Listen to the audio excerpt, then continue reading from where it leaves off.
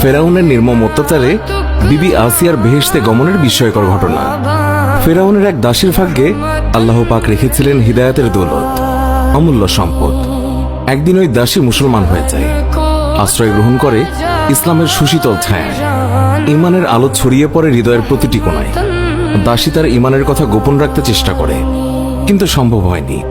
সে চেয়েছিল এই সংবাদটি কেউ না জানুক, অন্তত খোদার দাবিদার মহাপাপী ফেরাউন। কিন্তু তাও পারা যায়নি।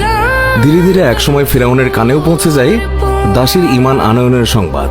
ফেরাউন দাসীকে ডেকে পাঠায়, খবরের সত্যতা জানতে চায়। দাসী অকপটে সবকিছু স্বীকার করে। সুতরাং আর যায় কোথায়? দাসীর ছিল 2 কন্যা, তার মাঝে একজন দুগ্ধপায়ী শিশু। একটি বড় পাত্রে তেল গরম করতে নির্দেশ দেয় ফেরাউন। তেল টকবক করে ফুটতে শুরু করলে দাসীকে সম্বোধন করে সে বলে, আমাকে খোদা মানো, নইলে তোমার সন্তানরা এখনই দুনিয়া থেকে চিরতরে বিদায় নেবে। তাদেরকে আমি এই ফুটন্ত তেলে ডুবিয়ে মারব, নির্মমভাবে হত্যা করব, তারপর তোমাকেও মারব। সুতরাং ভেবে দেখো, মুসার খোদাকে খোদা মানবে নাকি আমাকে? ফেরাউনের কথায় দাসীর ইমান বিদ্যুতের ন্যায় জ্বলে ওঠে, ঝড়ের ন্যায় বেগবান হয়। সে অবিচল কণ্ঠে বলে, আরে মিথ্যে খোদা, আমার তো মাত্র 2টি মেয়ে। যদি আমার আরো কয়েকজন মেয়ে থাকতো, তাদেরকেও আমি খোদার রাহে বিসর্জন দিতাম, উৎসর্গ করতাম। তবুও তোমার মতো নাফরমানের আনুগত্য কখনোই স্বীকার করতাম না। সুতরাং তুমি যা ইচ্ছে তাই করতে পারো, কোনোই পরোয়া নেই আমার। আমি তো এই ত্যাগের প্রতিদান চাইব ওই আল্লাহর কাছে, যিনি তোমারও খোদা। নিষ্ঠুর ফেরাউন আর দেরি করল না। প্রথমে তুলে নিল তার বড় মেয়েটিকে, ছেড়ে দিল ফুটন্ত তেলে। সঙ্গে সঙ্গে মেয়েটির জীবন প্রদীপ নিভে গেল, অঙ্গার হয়ে ভাসতে লাগলো ফুটন্ত তেলের ওপর। আহা, ফেরাউন কত পাষাণ! যদি কোনো মা তার সন্তানকে এইভাবে মরতে দেখে, তাহলে ওই মায়ের কেমন লাগবে, কেমন হবে তার অনুভূতি? এই অনুভূতি কি মানুষের ভাষায় ব্যক্ত করা সম্ভব? না, মোটেও সম্ভব না, অসম্ভব, একেবারেই অসম্ভব। এই ভাব ব্যক্ত করতে পৃথিবীর সকল ভাষা অক্ষম। এখানে এসে পৃথিবীর সকল সাহিত্যই বুঝি অকেজো হয়ে যায়। ভাষা অপারগতা প্রকাশ করে, হৃদয়ে ভেঙে চুরমার হয়। মেয়েটিকে তেলে নিক্ষেপ করার সাথেই আল্লাহর রহমতের সাগরে ঢেউ ওঠে। সরে যায় মায়ের সম্মুখ থেকে পার্থিব জগতের পর্দা। অদৃশ্য জিনিস দৃশ্যমান হয়ে ওঠে তার চোখের সামনে। মা পরিষ্কার দেখতে পায় মেয়ের রূহ তার শরীর থেকে আলাদা হয়ে উড়ে যাচ্ছে দূর আকাশপানে, আর যেতে যেতে বলে যাচ্ছে, ধৈর্য ধরো মা, বেহেশতে দেখা হবে।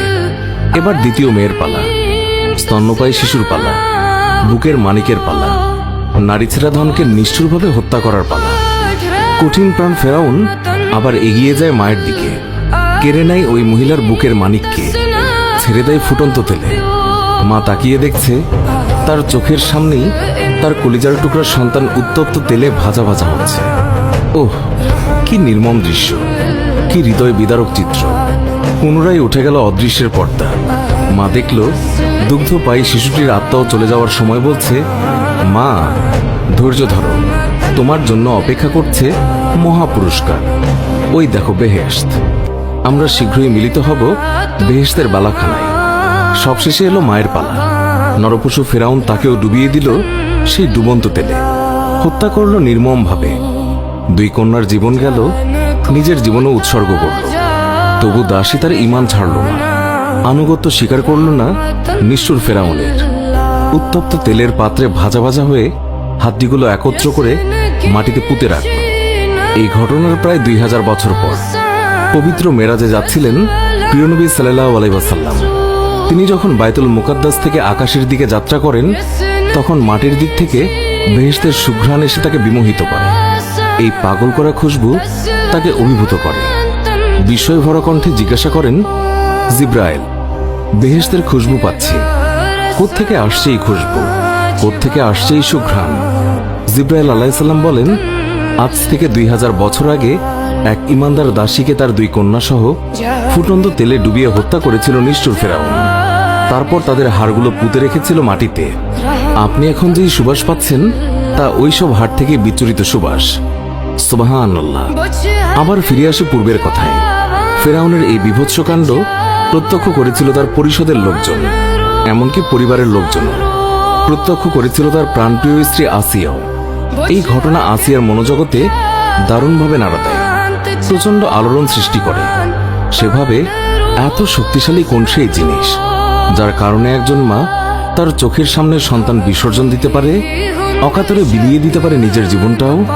অবশেষে তার বিশ্বাস হয় একমাত্র সত্য প্রভু ছাড়া আর কারো জন্য এইভাবে জীবন দেয়াই যায় না। আসিয়ার বুঝে আসে দাসীর দিনই প্রকৃত দিন, তার পথই নির্ভুল পথ, তার ইমানে খাঁটি ইমান।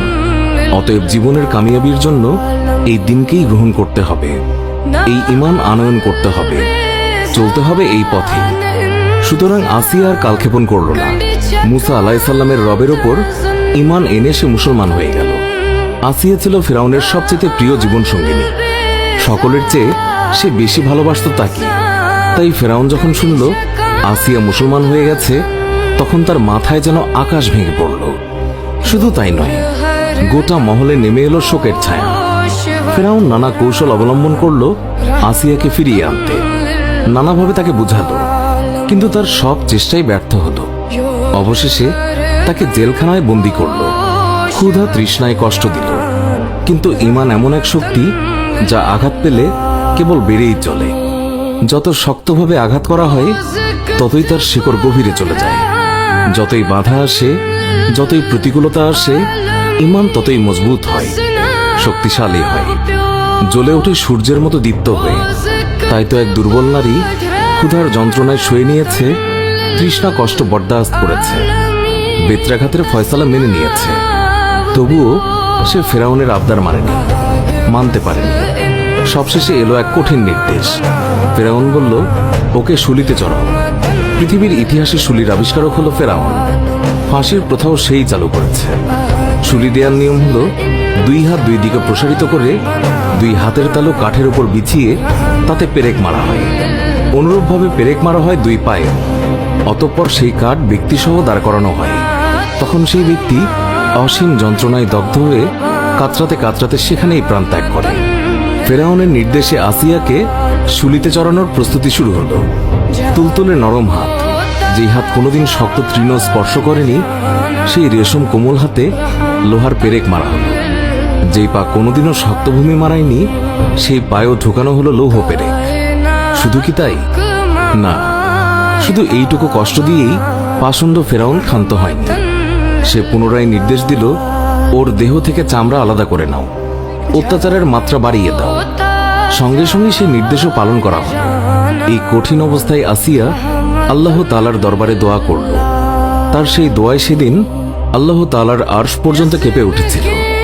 আসিয়ার এই দোয়াকে আল্লাহ তাআলা এমনভাবে কবুল করেছিলেন, পরবর্তীতে সেটাকে পবিত্র কোরআনের অংশ বানিয়ে দিয়েছেন।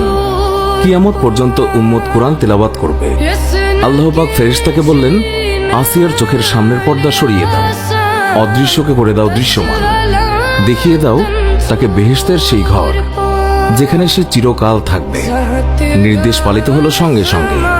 তখন শুলিতে ঝুলতে ঝুলতে আসিয়া প্রত্যক্ষ করছিল বেহেশতে নির্মিত তার বসবাসের ঘর। বেহেশতের ঘর প্রত্যক্ষ করতেই আল্লাহ তাআলার নির্দেশে ফেরেশতা তার রূহ কবজ করে নেয় এবং তার দ্বিতীয় দোয়াও কবুল হয়। সে মুক্তি পায় ফেরাউনের অত্যাচার থেকে, মুক্তি পায় অত্যাচারী সম্প্রদায় থেকে। সুপ্রিয় দর্শক, এই ছিল আমাদের আজকের ভিডিও।